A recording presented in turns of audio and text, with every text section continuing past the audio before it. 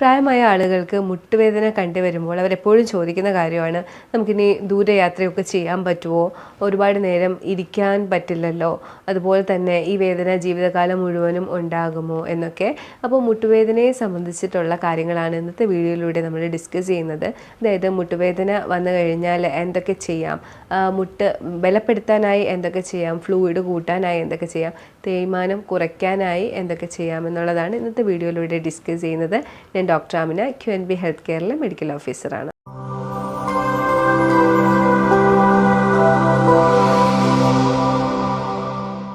ഒട്ടുമിക്ക പ്രായമായവരിലും കണ്ടുവരുന്ന ഒരു കാര്യമാണ് മുട്ടുവേദന എന്ന് പറയുന്നത്. ഒരു പക്ഷേ ഇത് അമിതഭാരം കാരണമോ അല്ലെങ്കിൽ ഓവറായിട്ട് നമ്മൾ മുട്ട് ഉപയോഗിച്ചത് കാരണമോ, അതായത് ഒത്തിരി നടക്കുക, ഒരുപാട് വെയിറ്റ് ചുമക്കുക, ഒരുപാട് ജോലി ചെയ്യുക, അങ്ങനെ ഓവറായിട്ട് മുട്ട് യൂസ് ചെയ്ത കാരണമോ, അല്ലെങ്കിൽ ഏതെങ്കിലുമൊക്കെ വൈറൽ ഫീവറൊക്കെ വന്നു പോയതിൻ്റെ പരിണിത ഫലമായിട്ടോ ഒക്കെ ആയിരിക്കാം ആദ്യമായിട്ട് ഈ ഒരു മുട്ടുവേദന ഡെവലപ്പ് ആവുന്നത്.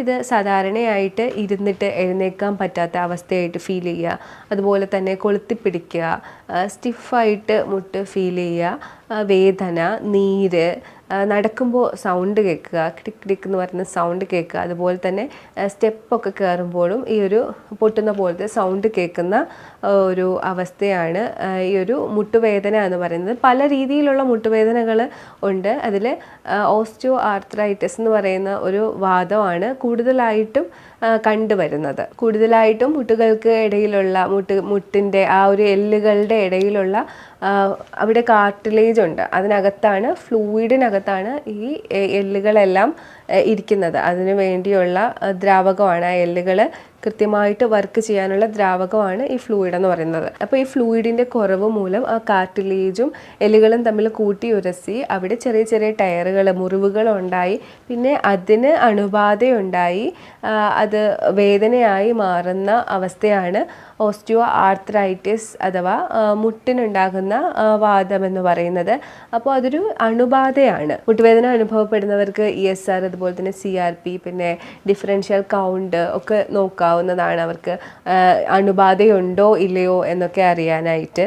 ഇതിലൊന്നും പ്രശ്നമില്ലെങ്കിൽ എക്സ്റേ എടുത്ത് നോക്കാറുണ്ട്. എക്സ്റേയിലൂടെ എല്ലിൻ്റെ ഘടനയും അതുപോലെ തന്നെ എത്ര അകന്നിട്ടുണ്ട്, ഫ്ലൂയിഡ് കുറഞ്ഞിട്ടുണ്ടോ എന്നൊക്കെ നമുക്ക് മനസ്സിലാവും. ഈ മുട്ടുവേദന ഒരു പക്ഷേ ആർത്രൈറ്റിസ് ആയിട്ടോ അല്ലെങ്കിൽ ശരീരഭാരം കൂടിയിട്ട് ഉണ്ടാകുന്നതായിട്ടോ, അല്ലെങ്കിൽ നേരത്തെ പറഞ്ഞ പോലെ ചിക്കൻ ഗുനിയ പോലുള്ള ഇൻഫെക്ഷൻസ് വന്നു കഴിഞ്ഞതിന് ശേഷമോ, എന്തെങ്കിലും ആക്സിഡൻറ്റോ അപകടമോ ഒക്കെ സംഭവിച്ചതിന് ശേഷമോ, വീഴ്ച എന്തെങ്കിലും വീണ് മുട്ടിടിച്ചതിന് ശേഷം ഉണ്ടായ ക്ഷതം കാരണമോ ഒക്കെ ആയിരിക്കാം സ്റ്റാർട്ട് ചെയ്യുന്നത്. എന്നാൽ ഇതിന് കൃത്യമായിട്ടുള്ള ഒരു കെയർ കൊടുക്കാതെ ഇരുന്നത് കാരണം പിന്നീട് ഭാവിയിൽ സർജറിയിലേക്കും അതുപോലെ തന്നെ മുട്ട് മാറ്റി വെക്കേണ്ട അവസ്ഥയിലേക്കും ഒക്കെ എത്താറുണ്ട്. അപ്പം ബേസിക്കായിട്ട് ആദ്യം തന്നെ വേദന കണ്ടു തുടങ്ങുമ്പോൾ, ചെറിയൊരു വേദന കണ്ടു തുടങ്ങുമ്പോൾ തന്നെ ഒരു ഡോക്ടറുടെ സഹായത്തോടു കൂടി, ഇതൊരു ജീവിതശൈലി രോഗം തന്നെയാണ് മുട്ടുവേദന എന്ന് പറയുന്നത്. കാരണം നമ്മൾ മുട്ടിനെ ഉപയോഗിച്ചത് കാരണമാണ്, മുട്ട് എങ്ങനെ ഉപയോഗിച്ചു, ഏത് രീതിയിൽ അതിനെ കെയർ ചെയ്തു എന്നുള്ള രീതിയിലാണ് മുട്ടുവേദന ഡെവലപ്പ് ആവുന്നത്.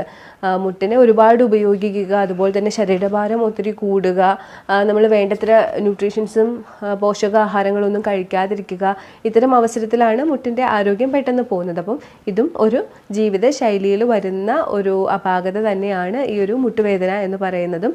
അപ്പോൾ ഇത്തരം കാര്യങ്ങൾ തുടക്കത്തിൽ തന്നെ ഒരു നല്ല ഗൈഡൻസ് തരാൻ പറ്റുന്ന ഒരു ഡോക്ടറിനെ കണ്ട് സംസാരിക്കുകയാണെങ്കിൽ അവർക്ക് കൃത്യമായിട്ട് നിങ്ങളെ ഗൈഡ് ചെയ്യാനും ഇനി വരാതിരിക്കാൻ എന്തൊക്കെ ചെയ്യാമെന്ന് പറഞ്ഞു തരാനും ചെയ്യിപ്പിക്കാനും കഴിയും. മുട്ടുവേദനയുടെ അടിസ്ഥാന കാരണം കണ്ടെത്തി അതിനെ ചികിത്സിക്കുക എന്നുള്ളതാണ്. ചിലർക്ക് മിക്കപ്പോഴും ബോഡി വെയിറ്റ് കൂടിയത് തന്നെ ആയിരിക്കും മുട്ടുവേദനയുടെ കാരണമായിട്ട് വരുന്നത്. അങ്ങനെയുള്ളവർ ഉറപ്പായിട്ടും അവരുടെ ബോഡി വെയിറ്റ് കുറയ്ക്കാതെ സർജറി ചെയ്തിട്ടോ അല്ലെങ്കിൽ ഇഞ്ചക്ഷൻ എടുത്തിട്ടോ അല്ലെങ്കിൽ റീപ്ലേസ്മെൻറ്റ് ചെയ്തിട്ടോ, നീ റീപ്ലേസ്മെൻറ്റ് ചെയ്തിട്ടോ കാര്യമില്ല. ആദ്യം അവർ വണ്ണം കുറച്ച് എടുക്കുക എന്നുള്ളതാണ്. അതിനായിട്ട് അമിത ആഹാരം ഒക്കെ ഒഴിവാക്കി 2 നേരത്തെ ഭക്ഷണം കഴിച്ച് പോർഷൻ കൺട്രോളൊക്കെ ചെയ്ത് നല്ലൊരു ഡയറ്റ് ഫോളോ ചെയ്തൊരു ആളുടെ ഗൈഡൻസിലോ അല്ലെങ്കിൽ സ്വന്തമായിട്ടോ ഒരു നല്ല രീതിയിലുള്ള ഡയറ്റ് ഫോളോ ചെയ്യുക. അപ്പോൾ എപ്പോഴും ഡയറ്റ് ഫോളോ ചെയ്യുമ്പോൾ ശ്രദ്ധിക്കുക, ആവശ്യത്തിനുള്ള പോഷകാഹാരങ്ങൾ ഉള്ളിലെത്തുന്നുണ്ട് എന്ന് ഉറപ്പ് വരുത്തുക. പ്രത്യേകിച്ച് മുട്ടുവേദനയുള്ളവരൊക്കെ ഓൾറെഡി നിങ്ങൾക്ക് ആർത്രൈറ്റിസ് വന്നിട്ടുണ്ടെങ്കിൽ നിങ്ങൾക്ക് ഡെഫിഷ്യൻസീസിൻ്റെയൊക്കെ പ്രശ്നങ്ങളുണ്ടാവും. അപ്പോൾ നിങ്ങൾക്ക് ഡയറ്റ് എന്ന് പറയുന്ന പേരിൽ കൂടി നിങ്ങൾ ഇതിൻ്റെ പ്രശ്നം കൂട്ടാതെ ഇരിക്കുക. മിക്കപ്പോഴും വൈറ്റമിൻസിൻ്റെ കുറവ് കാരണം ഇത്തരം മുട്ടുവേദനയും ശരീരത്തിലെ ജോയിൻറ്റ് പെയിൻസും പ്രസൻറ്റ് ചെയ്യാറുണ്ട്. മിക്കപ്പോഴും വൈറ്റമിൻ ഡിയോ അല്ലെങ്കിൽ കാൽസ്യമോ അത്തരം ബി വൈറ്റമിൻസ് ഒക്കെ കുറയുന്ന സാഹചര്യത്തിൽ വേദന അനുഭവപ്പെടാറുണ്ട്. അപ്പോൾ അത്തരം വേദനകൾ മാറാനായിട്ട് സപ്ലിമെൻറ്റ്സ് തന്നെ എടുക്കേണ്ടി വരും. മിക്കപ്പോഴും വയസ്സായ ആളുകളിൽ, പ്രായമായവർക്ക് അബ്സോർപ്ഷൻ ഒന്നും കറക്റ്റ് ആയിരിക്കില്ല. അപ്പോൾ കൃത്യമായിട്ടുള്ള സപ്ലിമെൻറ്റ്, വൈറ്റമിൻസിൻ്റെയൊക്കെ സപ്ലിമെൻറ്റ് കറക്റ്റായിട്ട് ഫോളോ ചെയ്യുക. വേദനയുടെ ശമനത്തിനായി നിങ്ങൾക്ക് ദിവസവും കടുക് അരച്ച പാക്ക്, കടുകിൻ്റെ പൊടി ജസ്റ്റ് വെള്ളത്തിൽ മിക്സ് ചെയ്ത് മുട്ടിൽ അപ്ലൈ ചെയ്യുന്നത്, അതുപോലെ തന്നെ എപ്സം സോൾട്ട്, അത് മെഡിക്കൽ ഷോപ്പിലൊക്കെ മേടിക്കാൻ കിട്ടും, ഓൺലൈനിലൊക്കെ മേടിക്കാൻ കിട്ടും. എപ്സം സോൾട്ട് ചെറുതായിട്ട് ഒന്ന് വെറ്റ് ചെയ്ത് അത് അപ്ലൈ ചെയ്യുന്നത്. അതുപോലെ തന്നെ ന്യൂട്രൽ നീ പാക്ക്, ന്യൂട്രൽ ടെമ്പറേച്ചറിൽ നമ്മളൊരു ക്ലോത്ത് വെറ്റ് ചെയ്തതിന് ശേഷം മുട്ടിന് ചുറ്റും റാപ്പ് ചെയ്യുന്നത്. ഈ ട്രീറ്റ്മെൻറ്റ്സ് നിങ്ങൾക്ക് പെട്ടെന്ന് വേദന കുറയുന്നതിന് വേണ്ടിയിട്ട് എന്നും ചെയ്യാവുന്നതാണ്. അതൊരു 15 ദിവസം പ്രാക്ടീസ് ചെയ്തതിന് ശേഷം അതൊരു കോഴ്സാണ്. അതിനുശേഷം നിങ്ങളൊരു ഗ്യാപ്പ് എടുക്കുക. അത് പിന്നെ കുറച്ച് നാൾ കഴിഞ്ഞ് വീണ്ടും പ്രാക്ടീസ് ചെയ്യുക. ഒരു സെറ്റ് അക്യുപങ്ക്ചറൊക്കെ എടുക്കുന്നത് നിങ്ങൾക്ക് മുട്ടുവേദന പെട്ടെന്ന് കുറയാനായിട്ട് ഹെൽപ്പ് ചെയ്യും. ചെറിയ നീഡിലുകൾ ഉപയോഗിച്ച് മർമ്മങ്ങളിൽ പ്രിക്ക് ചെയ്യുന്നതാണ് അക്യുപങ്ക്ചർ. അതുപോലെ തന്നെ മർമ്മങ്ങളിൽ നിന്ന് ബ്ലഡ് ലെറ്റ് ചെയ്തുകൊണ്ട്, ബ്ലഡ് ലെറ്റിംഗ് ഹിജാമ തെറാപ്പി ഒക്കെ ചെയ്തുകൊണ്ട് നിങ്ങൾക്ക് പെയിൻ കൺട്രോൾ ചെയ്യാവുന്നതാണ്. ഇത് പറ്റില്ല എന്നുണ്ടെങ്കിൽ ഫിസിയോതെറാപ്പി ആണെങ്കിലും നിങ്ങൾക്ക് ചെയ്യാവുന്നതാണ്. മുട്ടുകളുടെ ബലം കൂടാനും പേശികളെ കൂടുതൽ ബലപ്പെടുത്താനും ഒക്കെ ആയിട്ട് ഫിസിയോതെറാപ്പി ഹെൽപ്പ് ചെയ്യും. പെട്ടെന്നൊരു മാറ്റം തന്നെ നിങ്ങൾക്ക് കിട്ടുകയും ചെയ്യും. മുട്ടിന് പ്രശ്നമുള്ളവർ പ്രത്യേകമായിട്ട് ഭക്ഷണത്തിൽ ഉൾപ്പെടുത്തേണ്ട ഭക്ഷണങ്ങളുണ്ട്. അതായത് നിങ്ങൾ കൂടുതലായിട്ടും മത്സ്യം, മാംസം, മുട്ട ഇവ കൃത്യമായിട്ട് ഉൾപ്പെടുത്തിയിരിക്കണം. കാൽസ്യത്തിനായിട്ടും വൈറ്റമിൻ ഡി ഒക്കെ നന്നായി കിട്ടാനായിട്ടുമാണ്. നല്ല ആൻറ്റി ഓക്സിഡൻസ് കിട്ടാനായിട്ട് ഫ്രൂട്ട്സ് നല്ല രീതിയിൽ ഉൾപ്പെടുത്തണം. അതിൽ തന്നെ ഓറഞ്ചസ്, ബെറീസ് ഒക്കെയാണ് നിങ്ങൾ കൂടുതലായിട്ടും കഴിക്കേണ്ടത്. അതുപോലെ തന്നെ ഗ്രീൻ ലീഫി വെജിറ്റബിൾസും, അതായത് നമ്മുടെ സ്പിനാച്ച്, ചീര, ഇത്തരം ഫുഡുകളും ക്യാബേജും ഉപയോഗിക്കുന്നത് മുട്ടുവേദനയ്ക്ക് ഹെൽപ്പ് ചെയ്യുന്നുണ്ട്. ഫ്രൂട്ട്സിൽ തന്നെ പൈനാപ്പിളിൽ അടങ്ങിയിരിക്കുന്ന ബ്രൊമാലിൻ എന്ന് പറയുന്ന ഒരു കണ്ടൻറ്റ് പെയിൻ കൺട്രോളിനെ സഹായിക്കുന്നുണ്ട്. അതുപോലെ തന്നെ സ്റ്റഡീസിലുള്ളതാണ് ഉരുളൻകിഴങ്ങ് അതിൻ്റെ ജ്യൂസ് എന്ന് പറയുന്നത്. അപ്പോൾ അത് കഴിക്കാൻ പറ്റുമെന്നുള്ളവർ കഴിക്കുക. അതിലും പെയിൻ കൺട്രോളിന് ഉള്ള കണ്ടൻറ്റ് അടങ്ങിയിട്ടുണ്ട്. അപ്പോൾ ഈ പൈനാപ്പിളിലും ഉരുളൻകിഴങ്ങിൽ നിന്ന് എടുക്കുന്ന ജ്യൂസിലും പെയിൻ കൺട്രോൾ ചെയ്യാനുള്ള കണ്ടൻറ്റ് അടങ്ങിയിട്ടുണ്ട്. ബദാം, എള്ള്, തേങ്ങ, അതുപോലെ തന്നെ സീഡ്സ്, മറ്റുള്ള പംകിൻ സീഡ്, സൺഫ്ലവർ സീഡ് പോലുള്ള സീഡ്സ്, ഇത്രയും കണ്ടൻറ്റ്സ് നല്ല ഫാറ്റിന് വേണ്ടിയും വൈറ്റമിൻസ്, മിനറൽസ് സപ്ലൈ ചെയ്യുന്നതിന് വേണ്ടിയും ഉൾപ്പെടുത്തിയിരിക്കണം. അപ്പോൾ ഞാൻ ഈ പറഞ്ഞ ഫുഡ് കൃത്യമായിട്ട് ഉൾപ്പെടുത്തുന്നുണ്ട് എന്ന് ഉറപ്പ് വരുത്തുക. കാരണം പോഷകാഹാരക്കുറവ് പതിയെ എല്ലുകൾക്ക് ക്ഷയം വരുത്തുകയും പതുക്കെ അത് ഇൻഫ്ലമേഷനിലേക്ക് പോവുകയും ചെയ്യും. അപ്പോൾ അത് തടയാനായിട്ടാണ് ഈ ഫുഡ് കൃത്യമായിട്ട് ഉൾപ്പെടുത്തണമെന്ന് പറഞ്ഞത്. വളരെ ഈസി ആയിട്ട് മുട്ടിൻ്റെ വേദന കൺട്രോൾ ചെയ്യാൻ പറ്റിയ 2 ട്രീറ്റ്മെൻ്റ് ആണ് മാഗ്നെറ്റോ തെറാപ്പിയും കളർ തെറാപ്പിയും. അതിൽ മാഗ്നെറ്റൊക്കെ നിങ്ങൾക്ക് വിപണിയിൽ അവൈലബിൾ ആണ്. നീയിൽ കെട്ടുന്ന നീ ക്യാപ്പ് എന്ന് പറയുന്ന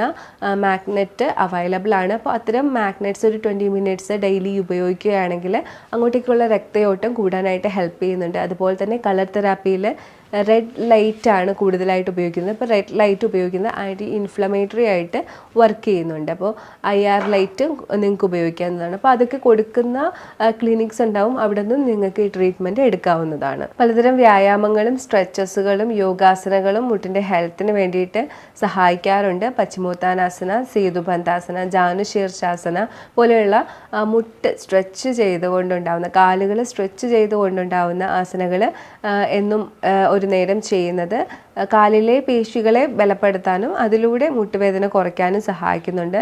അതുപോലെ തന്നെ ടവൽ എക്സസൈസ്, ടവല് ചുരുട്ടി ഒരു റോളാക്കി എടുത്ത് അത് മുട്ടിനടിയിൽ വെച്ചുകൊണ്ട് കൊടുക്കുന്ന, മുകളിൽ പ്രഷർ കൊടുക്കുന്ന എക്സസൈസ്, അതുപോലെ തന്നെ മുട്ടിനിടയിൽ വെച്ചുകൊണ്ട് സൈഡിൽ നിന്ന് പ്രഷർ കൊടുക്കുന്ന എക്സസൈസുകൾ ടവൽ എക്സസൈസ് എന്ന പേരിൽ അറിയപ്പെടുന്നുണ്ട്. അതും മുട്ടുവേദനയ്ക്ക് സഹായിക്കുന്നുണ്ട്. അതുപോലെ തന്നെ ലെഗ് സ്ട്രെച്ചസ് എന്ന് പറഞ്ഞ് ഫീറ്റ് സ്ട്രെച്ച് ചെയ്തുകൊണ്ട് ചെയ്യുന്ന, അതുപോലെ തന്നെ ലെഗ് സ്ട്രെച്ച് ചെയ്തുകൊണ്ട് ഫീറ്റ് സ്ട്രെച്ച് ഔട്ടും സ്ട്രെച്ച് ഇന്നും ചെയ്തുകൊണ്ട് ചെയ്യുന്ന എക്സസൈസുകൾ കാലിലെ മസിലുകളെ കൂടുതലായിട്ട് ബലപ്പെടുത്താനും അതുപോലെ തന്നെ നെർവസ് സിസ്റ്റം, ബ്ലഡ് വെസൽസ് ഒക്കെ കൂടുതൽ സ്റ്റിമുലേറ്റ് ചെയ്യാനും ഹെൽപ്പ് ചെയ്യുന്നുണ്ട്. അപ്പോൾ ഇത്തരം എക്സസൈസുകൾ എവറി ഡേ നിങ്ങൾക്ക് പറ്റുന്ന രീതിയിൽ ഏതാണോ അത് ഉൾപ്പെടുത്താനായിട്ട് പ്രത്യേകം ശ്രദ്ധിക്കുക. ഇത്തരം വേദനയുള്ളവർ പ്രത്യേകം ശ്രദ്ധിക്കേണ്ട ഒരു കാര്യമാണ്, നിങ്ങൾക്ക് ഓയിൽ ആപ്ലിക്കേഷൻ ചെയ്യാവുന്നതാണ്.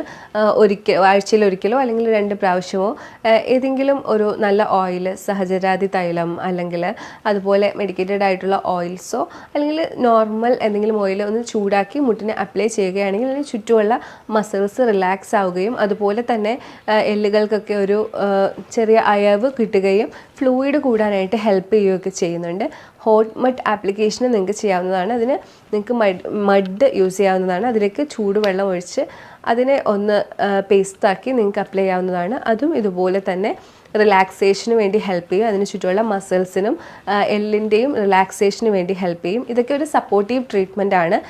ഇത്തരം സപ്പോർട്ടീവ് ട്രീറ്റ്മെൻ്റ് ഉള്ള ആപ്ലിക്കേഷൻസും പിന്നെ ഉള്ളിലേക്ക് ആവശ്യത്തിനുള്ള ന്യൂട്രീഷ്യൻസും എടുത്തുകൊണ്ട്, എന്നാൽ അബ്സോർപ്ഷനിലൊക്കെ കുറവ് വരുന്നത് കൊണ്ട് ചിലപ്പോൾ നിങ്ങൾക്ക് ആവശ്യത്തിനുള്ള ന്യൂട്രീഷ്യൻസ് കിട്ടുന്നുണ്ടാവില്ല. അപ്പോൾ അങ്ങനത്തെ ന്യൂട്രീഷ്യൻസിൻ്റെ കുറവുണ്ടെങ്കിൽ അത് വൈറ്റമിൻ ഡി ആണെങ്കിലും കാൽസ്യം ആണെങ്കിലും മറ്റുള്ള ബി വൈറ്റമിൻസ് ആണെങ്കിലും അത് സപ്ലൈ ചെയ്തുകൊണ്ടും നിങ്ങൾക്ക് നിങ്ങളുടെ മുട്ടുവേദന പൂർണ്ണമായിട്ടും മാറ്റിയെടുക്കാവുന്നതാണ്. അപ്പോൾ ഇത്രയും കാര്യങ്ങൾ നിങ്ങൾ പ്രാക്ടീസ് ചെയ്യുകയാണെങ്കിൽ മുട്ടുവേദന പൂർണ്ണമായിട്ടും മാറും. അതുപോലെ തന്നെ നമുക്ക് ഇതിൽ ഒരുപാട് റിസൾട്ട് ഉള്ളതുകൊണ്ട് തന്നെയാണ് ഇതിനെക്കുറിച്ച് സംസാരിക്കുന്നത്. നമ്മുടെ അടുത്തേക്ക് വന്നിട്ടുള്ള പേഷ്യൻസിന് നല്ല വേദന ഉള്ളവരായിരുന്നു, എന്നാൽ ഒരു പരിധിവരെ നമുക്ക് നല്ല രീതിയിൽ കൺട്രോൾ ചെയ്ത് അവർക്ക് നോർമൽ ലൈഫിലേക്ക് ജീവിക്കാൻ പറ്റിയിട്ടുണ്ട്. അപ്പം മുട്ടുവേദന എന്ന് പറയുന്നത് ജീവിതകാലം മുഴുവനും സഹിക്കേണ്ട ഒന്നല്ല. അപ്പോൾ നമുക്ക് ഇവിടെ ഓൺലൈൻ കൺസൾട്ടേഷനും ഓഫ്ലൈൻ കൺസൾട്ടേഷനും അവൈലബിൾ ആണ്. ഇനി നിങ്ങൾക്ക് ഇതിനെക്കുറിച്ച് കൂടുതൽ ഡൗട്ട് എന്തെങ്കിലും ഉണ്ട്, മുട്ടുവേദനയെക്കുറിച്ച് എന്തെങ്കിലും ഡൗട്ട് ഉണ്ടെങ്കിൽ ഈ കാണുന്ന നമ്പറിലേക്ക് നിങ്ങൾക്ക് കോൺടാക്റ്റ് ചെയ്യാവുന്നതാണ്. ഇനി ഒരു വീഡിയോയിലേക്ക് കാണുന്നവരേക്കും ബൈ.